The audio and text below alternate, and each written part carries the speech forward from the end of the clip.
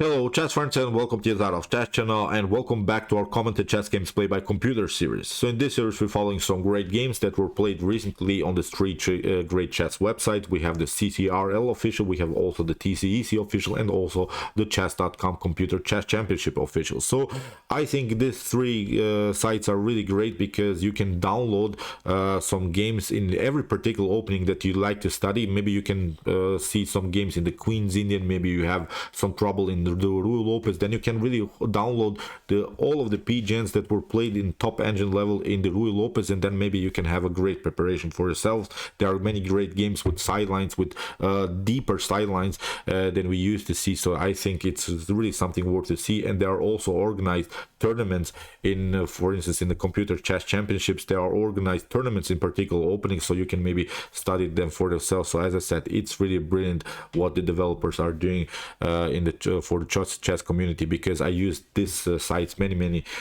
times in order to have a great preparation in particular openings. So let's check out now one great game. It was a great game played by Stockfish against Nemorino in the accelerated Queen's Indian system. And here the accelerated Queen's Indian system is a pragmatic idea of blacks, but there are also good opportunities for white how to beat this opening setup of blacks.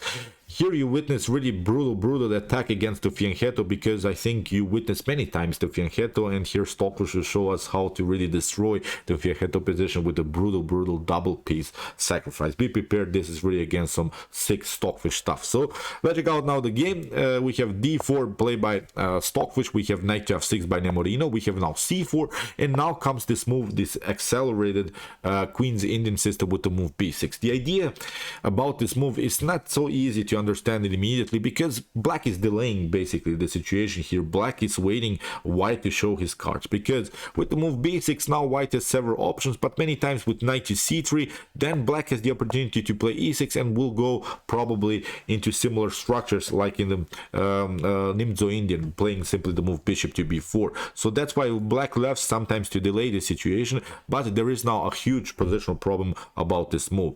With the move b6 actually you have not competed immediately for the center, although black can play maybe here the move g6, even bishop to g7, can break through in the center with c5, even with d5. These are opportunities, so black still can make some kind of a counter play in the center, but actually the move b6 is not a huge competition for the center, because now with the move f3 that Stockfish is playing, black cannot prevent anymore the move e4. e4 is coming for sure. Even if we play d5, c takes d5, maybe knight to d5, queen to d5, whatever you do, e4 is going to come. But if you play the normal, of course, e6, the normal Nh3 Indian move e6, then of course you see with potential f3 it's not so easy to play that anymore, because with the move d5 black has already a great competition around that square. So that's why e4 is not an opportunity anymore for white. So that's why you see after move c4 and here b6, here f3, you cannot compete, as I said, for the d5 square. We have now c5.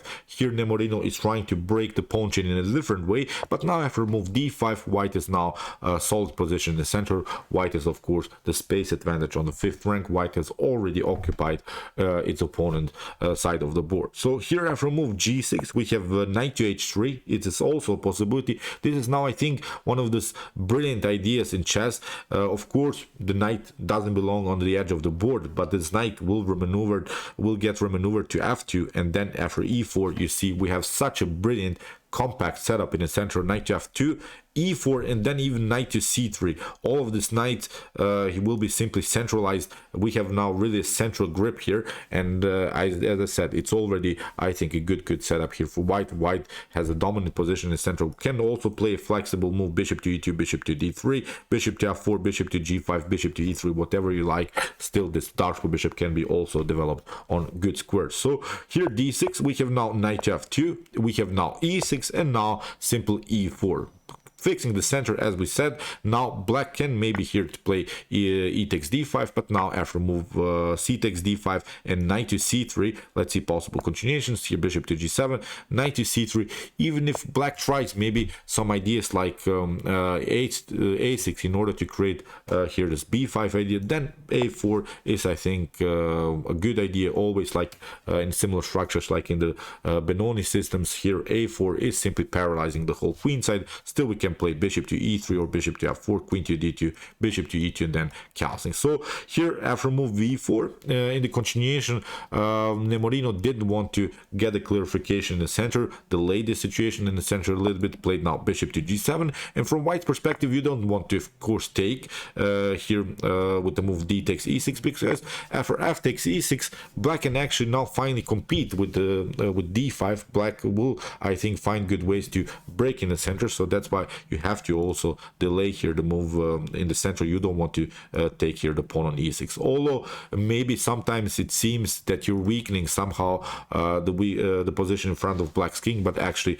this is something that you should not do. So here after move bishop to g7, we have now this normal knight to c3 castling, bishop to g5. It's a provocative move, of course, because black, if now black wants to take here e takes d5, then actually we could also recapture with the knight. That could be also now a huge positional problem. Then black has several problems here to protect the knight on f6. So here in the continuation, after bishop to g5, we have h6, we have bishop to e3, and now bishop to a6 by Nemorino. Here it's already one of the critical moments in the game, because you could now make a good move and you can also make now a bad move. A bad move, I think, would be something like bishop to e2. Bishop to e2 leads now into a complicated game for white, although white is slightly better here. Here after e takes d5, the problem is now after potential e takes d5, then the e file gets opened with rook to e8. Black is now a good position. So that's why in this scenario you would be forced to play c takes d5. But now after bishop to e2, queen to e2, the position is more and more simplified, and I like black's position now. Again, with ideas maybe to play a6, b5, even with knight to d7, knight to e5, fixing the position around the square e5. Even knight from f to d7, knight to e5 is a possibility. So even with f5, maybe to break the pawn chain a little bit is also an opportunity. So I think black has a comfortable game. So that's why here after move bishop to a6, here Stockfish plays the correct move. I think it's a brilliant move, queen to d2. It comes with a double attack idea. First of all, we have this attack against this pawn on h6, but the cool part is after here this continuation e takes d5, we can play e takes d5, and the bishop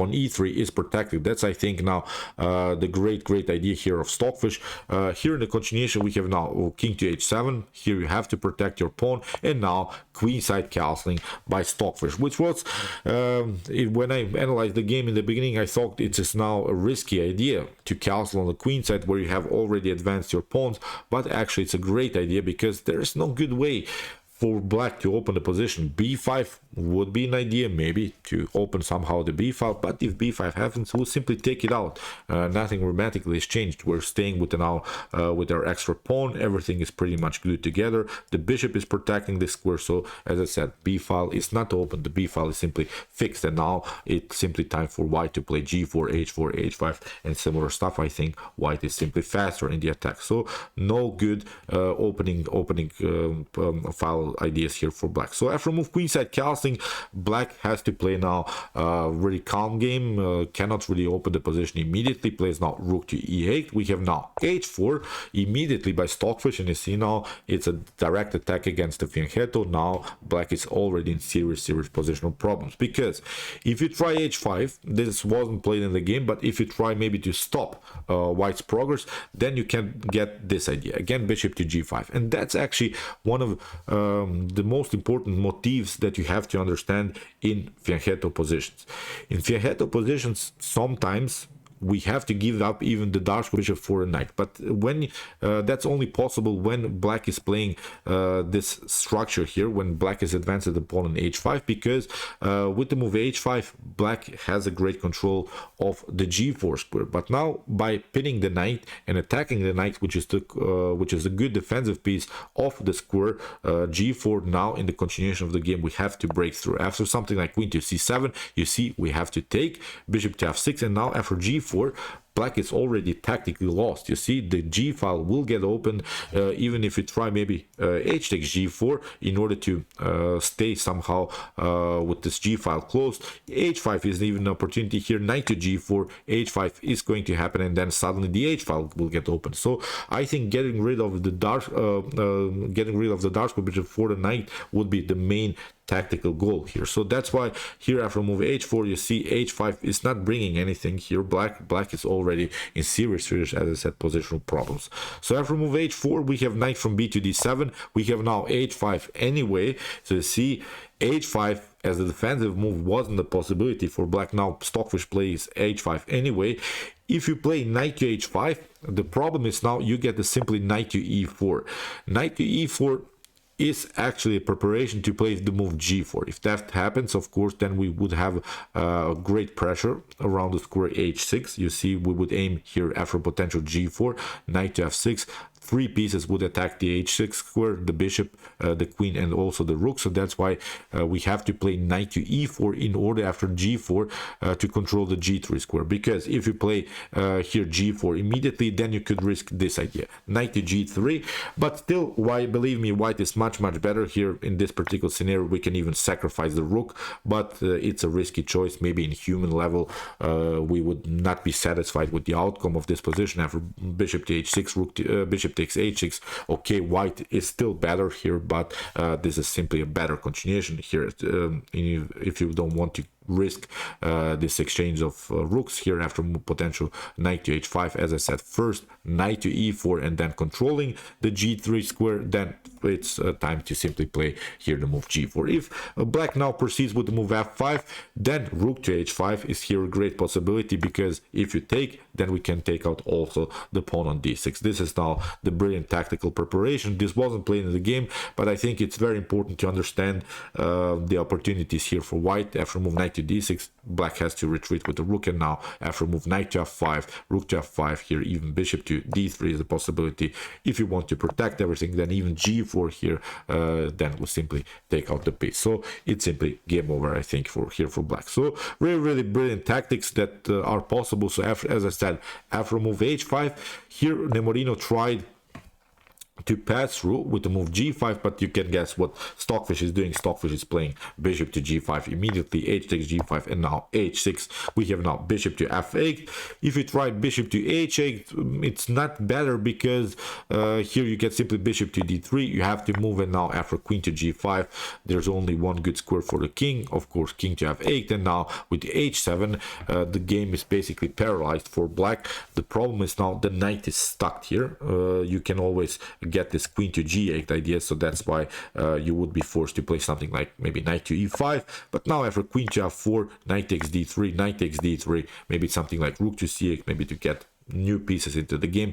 The main issue is this move g4, g5, simply deflecting the queen from the defense of simply deflecting the knight of defense of the king, because you can never really escape on the e file, because in one particular moment the e file will get occupied and it's simply game over. After g5, the knight gets centralized on e4, so again it's simply game over for black. So after move h6, here in the continuation, bishop to f8 was played, but now knight to h3, we have king to g8, and now knight to g5. Although black is up a whole piece, but the coordination of black's pieces is simply bad.